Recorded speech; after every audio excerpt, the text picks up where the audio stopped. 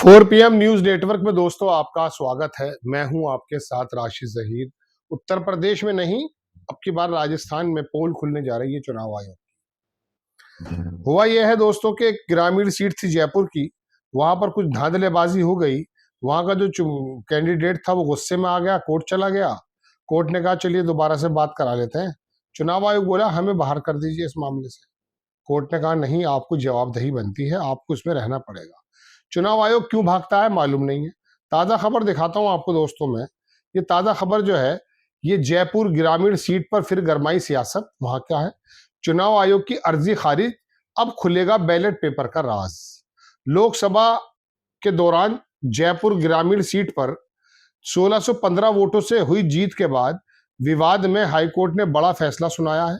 डाक पत्रों के आंकड़ों में अंतर के खिलाफ कांग्रेस के जो प्रत्याशी थे अनिल चोपड़ा, उनकी याचिका पर सुनवाई करते हुए कोर्ट ने भारत के निर्वाचन आयोग को केस से बाहर रखने की अर्जी को खारिज कर दिया है।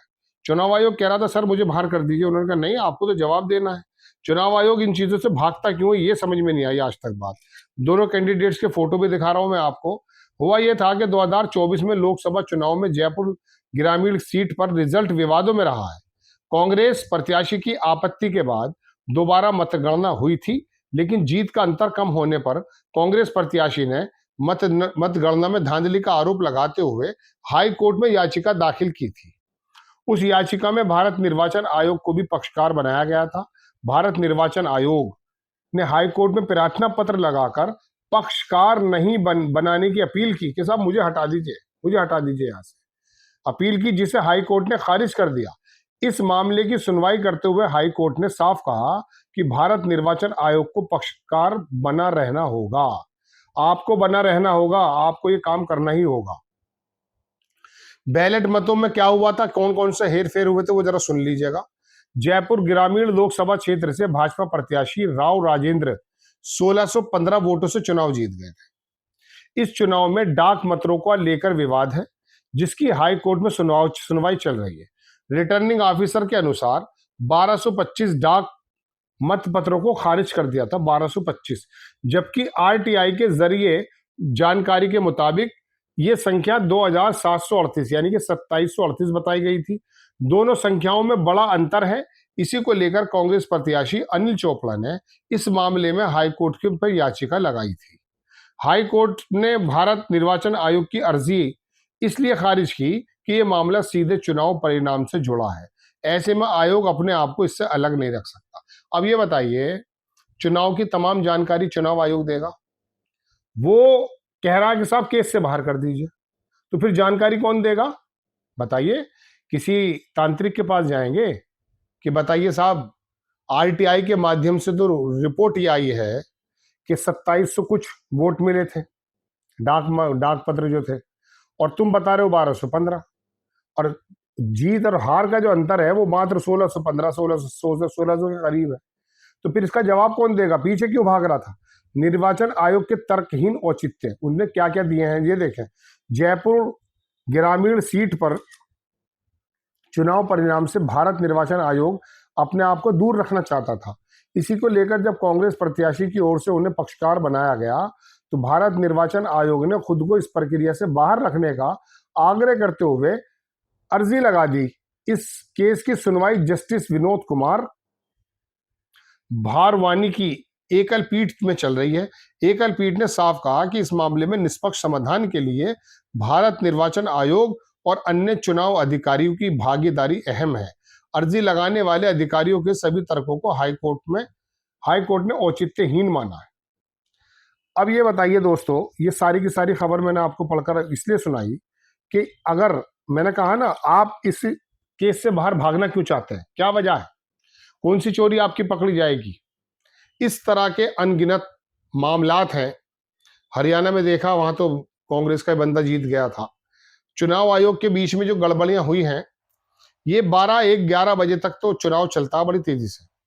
उसके बाद जब रुझान आते हैं, टीवी के जो एंकर्स हैं वो रुझानों में अगर बीजेपी कहीं पिछड़ भी रही है, उस पिछड़ने को नहीं बताते हैं। उसके अंदर ये चलता रहता कि नहीं, आगे चल रही है, आगे चल रही है, आगे चल रही है।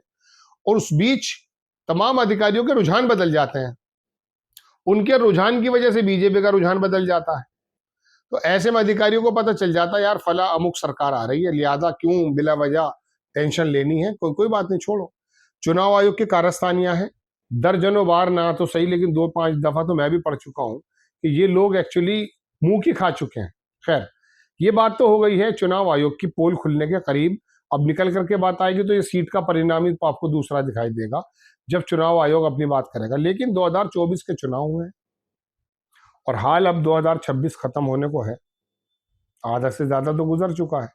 अभी तक तो ये फैसला हुआ कि आप पक्षकार बनेंगे, फिर निकल जाएगा समय। वो है सुनते हैं ना कि ये देर से मिलने वाला इंसाफ भी नाइंसाफी के बराबर होता है हमारे देश का। अब मैं जैन जी से ये भी कहना चाहता हूँ या मैं उम्मीद करता हूँ या लोग भी ऐसा कहते हैं कि कम से कम अगर जैन जी ये चाहता है कि भारत में एक साफ सुथरी सरकार आए, जैन जी चाहता है, बल्कि देश के जितने भी इंसाफ पसंद तबका है वो ये चाहता है कि यहाँ पर ऐसी सरकार आए जो बिल्कुल निष्पक्ष हो। अब मोदी जी अगर टीवी पर आते हैं उनको देखने वाले बहुत कम लोग होते हैं, राहुल गांधी आते हैं तो लाखों लोग आ जाते हैं। गोदी मीडिया के एंकर जो गोदी मीडिया मोदी की सरकार की भक्ति करते हैं उनके नीचे 1000 गालियां मिलती हैं। एक पत्रकार है चोपड़ा चोपड़ा करके, मैंने उसे लिखा, मैंने भैया तू जो बार बार ये भक्ति करता रहता है, इतना तो सोच के तेरी पोस्ट पर तेरे ही फॉलोवर्स अगर 99.99% तुझे गालियां बक रहे हैं, तेरे मुंह पे थूकने के लिए बोल रहे हैं, तो अपनी आत्मा को जगा ले। अगर 80-20 भी होता ना जो इन्होंने किया है, 20% पक्ष की बात करते तब भी माना जा सकता था, लेकिन 99% तुझे गालियां मिल रही हैं। इस तरह से इन लोगों को गालियां मिलती हैं, पता चलता है, लेकिन रिजल्ट कुछ और आते हैं। तो ऐसे में जैन जी अगर एक आंदोलन ऐसा निकल करके सड़कों पर आ जाए संविधान के मुताबिक कि भाई अब बैलेट पेपर से चुनाव होंगे, मशीनों से नहीं होंगे, तो मैं समझता हूं दोस्तों देश का भी एक बहुत बड़ा भ्रम शायद दूर हो जाएगा। क्योंकि बहुत लाखों करोड़ लोगों के दिल में बात यह है कि ये ईवीएम, चुनाव आयोग, SIR, उनकी जो ये नामांकन पर पूरी प्रक्रिया के अंदर झोल है। अपनी बात पर आ जाता हूं, अब कोर्ट अगर फैसला लेकर आती है तो ये 2-4-5 नजीरें काफी हैं कि वहां के लोकल भाई राइट टू इंफॉर्मेशन RTI के माध्यम से अगर वो जानकारी ले रहा है तो 2700 वोटें आ रही हैं और वैसे 1200 बताई जा रही है। तो जीत हार का जो फर्क है वो 15-1600 है। तो पता चल जाता है ना कि कितनी बड़ी बड़ी धांधलियां हैं। लेकिन ये धांधलियां सब छुप जाती हैं जहां देश के अंदर एक अजीबोगरीब मामला चल रहा है। आप कचहरी चले जाइए, किसी सरकारी विभाग में चले जाइए, आपको यकीन मानिए दर्जनों चीजें ऐसी नजर आएंगी। एक प्रोग्राम आता था पंकज कपूर का ऑफिस, उसमें सरकारी ऑफिसों की हकीकत खोली जाती थी। मैं आपको सच बता रहा हूँ, देश का सारा जो पूरी प्रक्रिया है ना, शिक्षा विभाग से लेकर तमाम विभाग, वो इस समय ऐसे ही एक चीजों के अंदर इन्वॉल्व है। जय हिंद।